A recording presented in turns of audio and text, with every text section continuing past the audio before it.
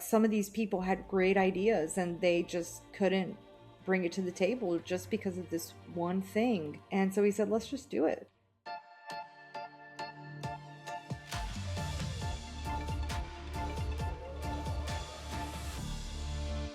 Hello and welcome to Authentically Cyber. I'm your host, Kathy Chambers, along here with Yvonne Rivera, CEO, CISO, and co-founder of CyberMyte. Yvonne, welcome to the show. Hello. Hello. I'm so happy to have you here. We've been talking on LinkedIn for a really long time, so it's really nice to actually have you. I was going to say in person, but we're still remote, but it's still good to see your face. Happy to have you here. Good to be here. Awesome. So today we are going to talk about just because it's Microsoft doesn't mean it's safe. I know that's a topic you're super passionate about. But before we go there, I would love to talk to you about your career journey.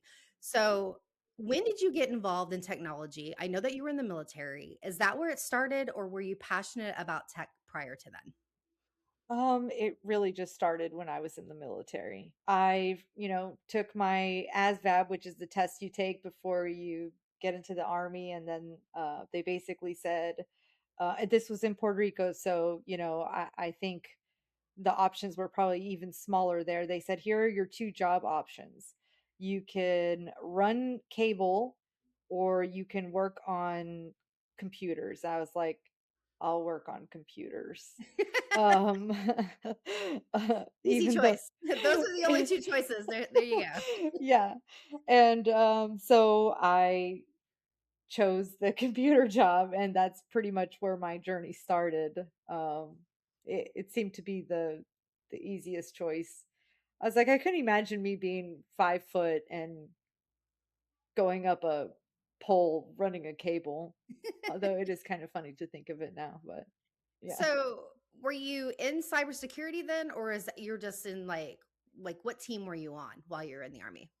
Yeah, so we were considered system administrators, I guess is what we would be considered like in the today world. Really, you had to kind of do cyber information security back then. So you did antivirus type stuff, you did scans individually on each system, you did Active Directory type stuff, that kind of stuff. So you were kind of like a system admin, you were kind of like a server administrator because you had to build stuff, you had to build the data center, but then you had to also maintain it from a security perspective, which the security requirements were very small. It was just make sure that there's antivirus installed, make sure you scanned it, and that was pretty much it. I did most of all this on a tactical network, so like a classified environment, mostly in deployed environments, so like in Iraq and Afghanistan. So, I mean, the threat was also a lot smaller. There was no real cyber team, that did not exist. So you Yeah. were kind of like it. You were the help desk, you were the server admin, you managed the data center, because it was in a small truck. And then you were also the security for the systems. Wow, that's a lot to handle. That's a Yes. lot. Yeah. So how did you, once you got out of the military, how did you transition into, or I guess, where did you find your love for cyber since you were kind of doing all things? Yeah. How did you get there? So actually, while I was in the military, I want to say somewhere in 2006, they started doing what we call IAVAs. I don't know if you know that term. I don't even know what it stands for. I think it's a CISA thing, right? Or a NIST thing. Somebody out there in the world will tell us. So we had to start monitoring those. Basically, they're just like the CISA announcements saying CVE number, 2016 is out, blah, blah, blah. So we had to start tracking those and start patching computers and servers and stuff. So that kind of, you know, started to kind of entice me into information security. And I was like, oh, I kind of like this. Now, back then, we had to do it manually, put the patches on the CD and walk around to each individual. But I think it was kind of like, um, I don't know, not to sound weird, but I think it was the like my ADHD brain, my OCD ADHD brain, which was like, the organization, which was, spreadsheets and computer names and server names, and then green and red and orange. And I was just like, oh, I love the tracking behind all of this. And then we had to start managing what we call spillages, which was basically anybody who accidentally took, something that might have been classified and, might have done a copy of a document on an unclassified printer. Now that whole thing had to be locked down, and you had to do like this investigation. And it was like, oh, this is fun. And I think this is what we would call today an incident response situation, which back then we would just call it a spillage, which today we still call it a spillage, but it's part of an incident response. But back then that didn't exist. It was just a spillage. That was a whole lot of fun. You felt like a cop. And yeah, I mean, just those kind of things started getting me towards it. Now, when I got out of the army, I went straight to a government civilian, and I worked at a hospital which had no cyber program. And they started requiring everybody to use a token to log into their computers. So no longer were they allowed to use the username and password. And what really made me love cyber, I know this is very weird, but there was a neurologist, and he had to test his patients with this like 4 hour neurology test. He's like, I can't do my job because I have to put my token into this laptop for this kid, this soldier, to do his 4 hour test. Now I'm sitting here getting paid $300,000, whatever his paycheck is, because I can't do any work because my token is in this laptop, you Oh, know. But that was the cyber requirement, right? The information security requirement was that he had to use the token. So I had to come up with like this whole mitigation around this requirement. And the people that had been stagnant in this job were just like, there's no way around it, you can't do it, you can't do it. So we just made up these kiosks. There was no real kiosk back then, but we just made it. We just locked down this Microsoft laptop, and we just hardened it to where you couldn't do anything else with it but this test. I mean, it was a lot of fun. I mean, we showed them that it was possible. We showed them that there was a mitigation around the requirement to use the token. We ended up doing the same thing for the pharmacy techs, because they had machines for dispensing, and then they had the machine at the front, and they had to keep basically a very similar situation. And then we ended up making kiosks for them as well. I mean, it was just so great. I was like, we need a cyber program here. And then we started going to all the clinics, because we noticed that the nurses would just leave their tokens in the laptops while they left the room with the patient. So we started kind of going around teaching that. I mean, I just loved it. I loved problem solving. I loved teaching. I loved building the program. I loved finding problems, to just the things that everybody said couldn't be done, and then solving them. That was a yeah, very you're long like, answer. hold my beer. Yeah, I just loved it. Watch Yeah. me, watch me. Yes. That's amazing. Do Yes. you think that your experience in the military helped you do that? Like, helped you think differently than somebody who hadn't been through the military, right? Like, you found a way to make it happen. Do you think that that experience, or do you think that that was your own personal drive doing that? Nobody's ever asked me that question. I don't know. I think I love to solve problems. Um, I don't know if that is a personal me thing, or if that is a military me thing, or um I have no idea. That is a great question. I need to think deeply about that one. No, that's fine. That's fine. uh, How about I can phrase it a little differently. Do you think any of your skills from the military translated into those type of situations? I think yes. I'm a very hard worker. Basically, I finish everything I start. I do everything with 110%, and I think it's all because of that's how the military taught me. I'm also third generation military, so my Oh, dad and wow. my Okay. my grandparents, they all taught me this is how you're supposed to do everything. So I don't know that I know any other way to do anything. I'm a perfectionist at heart. I don't know how to do anything any other way. It can be a bad thing. I'm Right. a I was going to say, is that exhausting? It is. I'm a failure to start kind of person. If I feel that I'm going to fail at something, I don't even start it. Oh, wow. Okay. I have a very big problem with that. Like, I can really talk myself out of something if I feel that the end result won't even be perfect. Yeah. I think as I've gotten older, I've really tried to talk myself down from that, saying, everything you do doesn't have to be Yvonne perfect, which my perfect is probably in human level perfect.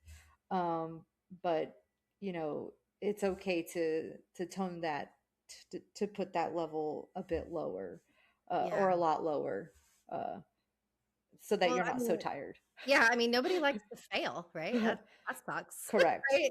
Yes. So I get that, and I think that that kind of mindset also keeps people from going into cyber and eventually, making it. Because what happens is Yes. they start to study, maybe they pass their first certification, maybe they pass their second, and as they dig into it more, it gets hard.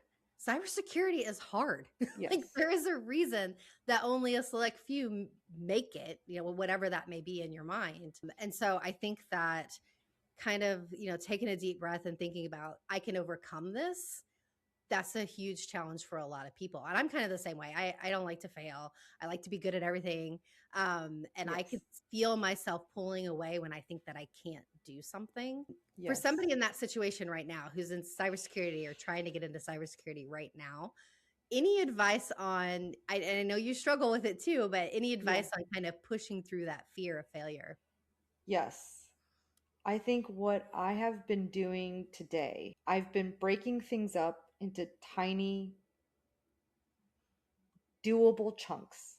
Mm. So if I break things up much smaller, then I feel less overwhelmed and more likely to succeed. So let's say, um, going back to your test scenario, right? You're studying to pass the CISSP. I don't know if that's a good scenario, but that's the best one that came up to my head. For me, I would break it up into the smallest of parts. Even if it feels like it's never going to end, just don't even think of the rest of the book. Just think of one part of the book and break it up into smaller pieces until you truly understand what that part is talking about. Even if it means taking that part of the book and then finding other references that are hands on of that part of the book. Best example is maybe the part of the book is talking about TCP/IP, or the OSI layers or something like that. Instead of, so kind of understand the literature and then go somewhere else and maybe do a hands-on portion of it before trying to go on it. Because if you don't understand that, then there's no reason to just keep reading. Just really Mhm. truly in your head say, first step, understand the OSI layer or the OSI model, and then just kind of go through there, and then go to the next, and then go to the next, and then go to the next. And then I know a lot of people like to do those study tests. We all did it. But I would say, once you really understand the the book, whatever book you choose, I'd say once you understand the topics and the chapters, and you've broken it all apart and you've gone through all the pieces, then you take those quizzes, and I feel like, in my opinion, your results will be a lot better because now you are actually understanding the concepts, and you can digest the questions and truly understand what it's asking. And now you actually understand cyber. You're not just kind of guessing the questions and answers. Yeah, I think a lot of it is the pressure to hurry up and get there. right? Yes. And so study, memorize what, and I mean, I did this in school, memorize what I need to know to pass the test, Yes. instead of really obtaining that knowledge. So that I always use this example all the time. It's really cool when you learn something because when you go to a conference, you can actually join the discussions. Yes. Like everybody's standing in a circle chatting. Yes. If you haven't been to a cybersecurity conference, everybody's super welcoming. They Yes. let you in the circle, but how cool would it be if you get let in the circle and you can actually join in on the conversation? I You love can't it. do that if you're just trying to memorize things and move on, right? And what you said about breaking it up in chunks, that's awesome advice. I like to feel like I accomplished something at the end of the day. Yes. So I have one right by me right now. I have a to-do list. You know, everybody's like, you know that they make programs for that. Yes, I know they make Oh programs no, for I that. got my book. You got one too? Yeah. Yes. The feeling of like Every day. scratching Every stuff. day I write it. Yes. Every day. Oh my gosh. See, I Every knew we day. were connected. I knew we were connected. Yes. Knew it. Yeah. I just feels good to like Yes. done. And then sometimes I write it really big, like Yes. done. Yes. It makes me feel good. So great. I even have like I don't want to call it a punishment, but like Oh. sometimes I procrastinate. Mhm. And so if I don't complete a task yesterday, I have to rewrite it today. And if I keep procrastinating, I have to rewrite it every single day. So I remember every day that I didn't do it. So it's been my own self punishment. Like, you keep forgetting, you're going to have to keep writing it over and over until you do it. Like reminding yourself, like, I sucked today. Yes. I sucked again today. Yes. Just keep going. That's awesome. Yes. I've been doing All it right. for years. Yes. So great advice. Thank you for You're that. welcome. So you're working in the hospital. You have a few careers, I'm assuming, between then Yes. and starting or co-founding your own company. Yes. Let's talk about CyberMyte and what brought you to that. Like, what did you just wake up one day and you're like, I got to do my own thing? When did that decision come into play? So CyberMyte was founded in 2018. It was actually I just realized it was a month after my last child was born. So I was bored because I was on maternity leave. Obviously, Um, like, what else are you doing? no, so I was working on an amazing project, and I was getting frustrated with the amount of small businesses that were just being, turned away because they didn't have specific security compliance requirements needed by the federal government. CyberMyte is very specifically federal government driven. That is our main focus. And it was very frustrating. Me and my partner, we decided, why don't we build a cloud that, because my partner is, over 30 years experience in not cloud, in enterprise architecture, and me with my experience in security, and also dod, specifically dod security type compliance. And I was like, why don't we build a cloud where these small businesses could build their, these things that they want to bring to the government that will help bring innovation to our soldiers, to our I know everybody's not a soldier, but I'm Army, so I always forget what everybody else is. To our sailors and spacemen and Air Force and stuff. They could build their applications, their great ideas, their innovations inside of our cloud, and then they could present it to the government and say it's already compliant, it already meets everything. And they're not spending an arm and a leg like they are on Microsoft or on Google, because we built it using open source technology. And that's basically, we sat there and we thought about it. We're not entrepreneurs, we're two geeks that just were really, like, some of these people had great ideas and they just couldn't bring it to the table just because of this one thing that could have easily been something that could have been done after the fact. And so we said, let's just do it. So since 2018 till right now, well, probably about 3 years ago, technically, we've been building our cloud. We're starting our FedRAMP March 5th, which is federal certification. That's That's pretty exciting. much, That's yeah. exciting. Yes. What What surprised you about starting a company? I think Yeah. a lot of people have it in the back of their mind. There comes a point in their career where they're like, I can do this, or I'm so excited about this idea, I have to do this. But what surprised you once you guys started rolling?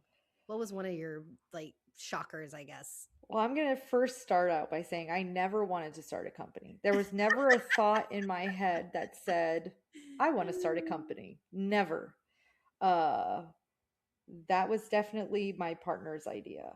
100%. Um, You're such a team player. You're like, sure. yes, sure.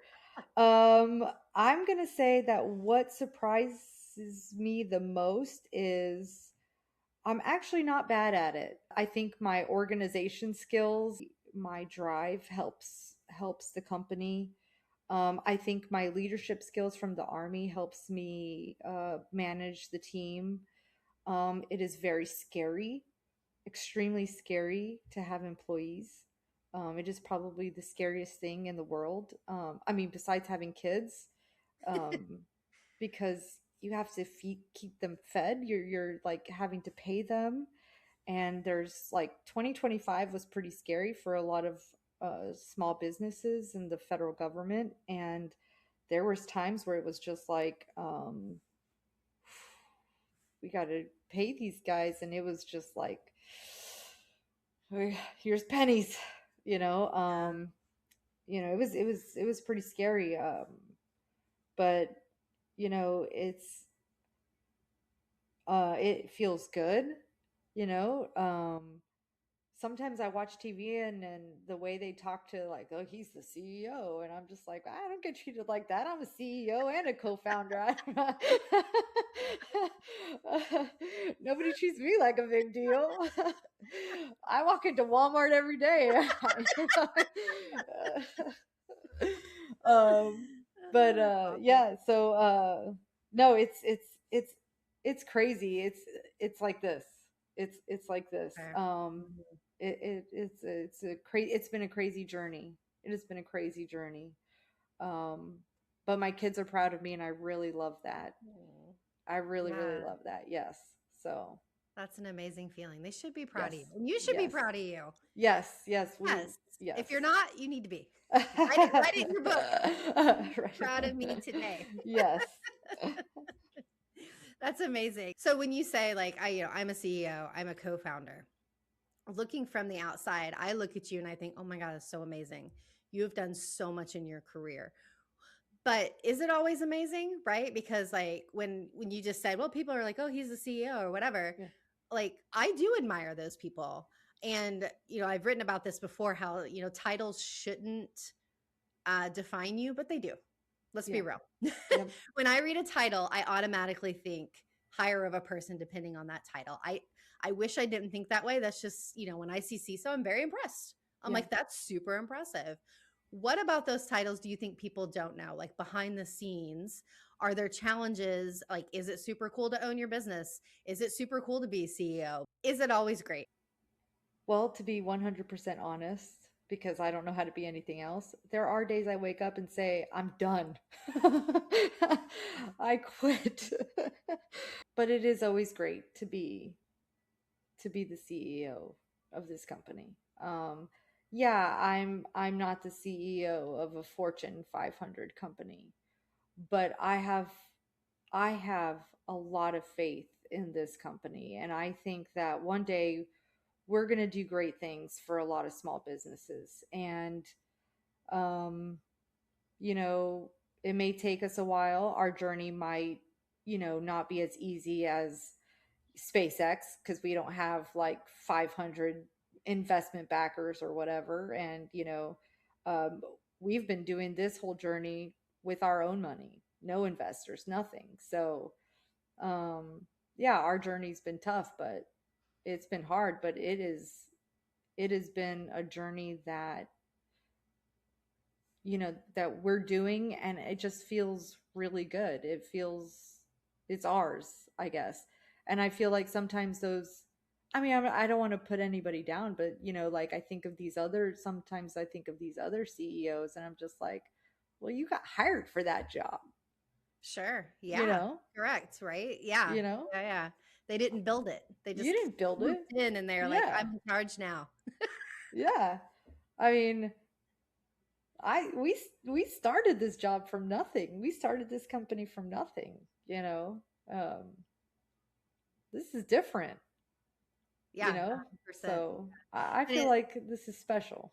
that's special and it's rewarding. Very rewarding. And I think it drives you to keep going every day. Yes. Even on the days where you're like, I quit, I'm done with this, I can't Yes. take it anymore. Yes, It's still yours. it is. It's Yes. still yours. That's a really good feeling. I started the top of the show with that we were going to talk about Oh just because yeah. Microsoft doesn't mean it's safe. So, just for the viewers and listeners, I had sent an email to all the guests and I said, hey, what do you want to talk I do want to talk about your journey. I want to talk how you got into cyber, but I also want to, what kind of topics are you passionate about? And Yvonne messages me back in capital letters. Just because it's Microsoft doesn't mean it's safe. And I kind of thought you were joking, Yvonne. Like I thought you were having like a rough day, and that's what you messaged me. Uh, And you're like, no, that's my topic. I am sticking with that topic. And I was like, let's do it. Let's do it. So, why are you so passionate about that? And how did that come to be? What are your frustrations behind this? I honestly, what frustrates me is when small businesses. Now, again, remember my focus. My company is very federally focused, so this is very federally focused in my response, and this is probably true in the commercial side as well. Probably even more so since it's all kind of more wide open. But a lot of times we trust these big names, Microsoft and stuff like that, and many others. Many might assume that because of the title, it comes with a level of security. And that is not true. You know, if you are a small business and you put your business on a Microsoft subscription, and you pay a lot of money for this subscription because maybe it's FedRamped, so it's very expensive subscription. It doesn't mean it's secure by default. It just means that the environment surrounding it is secured. You still gotta secure the environment itself. You still gotta log in, and you still gotta hire somebody if you don't know how to do it to secure the Microsoft tenant space that you're on. You still got to turn on multi-factor authentication at least.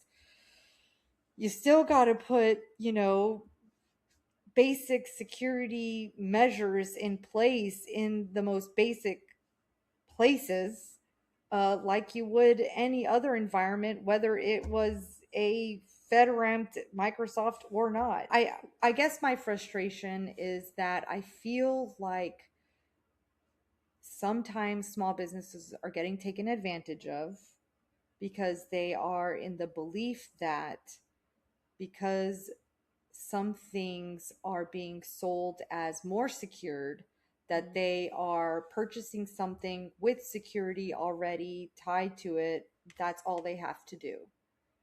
And it is not true. We, as business owners, or as small businesses, or as individuals, should always do our due diligence to double check and to, what is the famous words, trust but verify, that what we're on is secured, especially if your information is on there. That's why back in the day we used to call it information security, because your information, your assets, your important work, your everything, your bottom line is on there. And if you want it to be there and your business to last, a longer time, then you need to go on there and make sure that bad actors can't get on there and take it, or that your internal employees can't do something malicious with it on purpose or on accident. And yeah, it's just a rant of mine, but it's just something I keep seeing with a lot of my customers and potential customers and people that just come to me, and it's just the same story every time, and it's very sad to see. And it's I think it's a lot with the fear mongering that I see with the federal requirements, and it's very frustrating. I have two follow-up questions. Okay. The first is, why do you think people don't take it seriously? That's question number one. Question number two, if they're listening to this and they're like, I need to take this more seriously, what is a good first step? Because I think that a lot of people, especially small business owners, are very overwhelmed with everything else that they have to worry about. And so when we swoop in and we say, oh, by the way, hackers can get into your system, they're like, ugh, like it's just something else for them to put on their checklist. I feel like there was a part of that sale process that went through that they were convinced that all they had to do was purchase the license and that's it. They met whatever requirements was needed, and that is not in fact true. So I don't think that they are ignoring it on purpose. I think that they just thought that was it. That's all they had to do, which is not true. I love my salespeople. I know there are a lot out there. Yeah, But I do think that's like part of the process. And yeah, then, they're like convincing them yeah, or even reassuring them, yeah, this is what yeah. you need. This is That's all all you you need. need. Yeah, And maybe it's really not even the salesperson job to yeah, come in after and say that. yeah, It's the cyber professionals' jobs, people like you, to come onto podcasts or write blogs or go onto LinkedIn and say, hey, small business owners, this is very important and this is why. yeah. Because maybe they're not avoiding it, maybe they're just not hearing it enough. I think that's basically it. I Right. don't think they're hearing it. They're not hearing it enough or hearing it at all. Right. Yeah. Before the show, we were kind of chatting about what we do in our spare time. I too, I know you like watch a lot of shows. I too do that. I watch a lot of shows. And so I'm not always in cyber. But I am a lot of my day, I'm in cyber. I would say probably 10 to 12 hours of my day is in cyber. Probably you Yes. too. You're a business owner because yours is probably even more than that. So I'm hearing it Yeah. all the time. These small business owners are not hearing that, That's true. right? Yeah. They're just trying to pay bills. Yeah. Especially when they're just getting started. So Yeah. I'm just saying that to say to the cyber professionals, I think that it's up to shows like this and to practitioners to keep talking about it. I know it's exhausting, No, it's good perspective. but you got to keep saying it, right? Yeah. Like you got to hear it more than once. And I think the challenge, well, not even a challenge, I think the fear is they're going to do something about it when it's too late. I don't want that. And you don't want that, right? Yeah. And that's one of the points of your business, I would, right? Like, Yes. Yeah. I let don't us want that. help you so you don't get into that position. Yes. Yeah. Yes. So before I let you go, what advice would you have for people who, now I know you said you didn't want to be a business owner, okay? But now you are one, whether you Yes. like it or not. No. Yes. And now you are one. It is very rewarding. It does get Yes. you out of bed every day. Yes. What advice would you give to people who are aspiring business owners or thinking of taking that step? My biggest advice is if your goal is to make money in a year, don't do it, because the reward is slow. You know, there's got to be another reason. There's got to be a deeper reason to want to be a business owner. And if it is solely for making money, then I don't think you're going to be the greatest business owner, in my opinion. I think a lot of people might argue that, but I don't think that that could be the only reason. What do you think? What do you think is a good reason? I'll say, because I started my own company recently. My reason was very passionate about what I do. And I want to do that all the time. Yes. Like I want to wake up every day and do what I'm passionate about. Yes. I don't want to wake up every day and live somebody else's dream. I just don't want to. I love that. That's not what I want to do. But I'm not going to lie and say I don't want money. Yes. I'm But not that going to wasn't be your like, primary I'm reason, okay right? struggling. Yes. Like, I'm okay with that. I'm not okay with that. Yeah. I always say that because people are like, oh, don't worry about the money. Like, the money will come. And I'm like, no, I worry about the money. Yes. Like, I will talk about money. That's cool. Yes. But to your point, that's not the only reason. You're right. Correct. You're not going to make it. You're going to burn out so fast. Yes. It's going to be so stressful. Yes. I agree. I agree. Yep. All right, Yvonne, thank you so much for your time You're today. very welcome. Everybody watching, listening, I'm so glad you guys are here.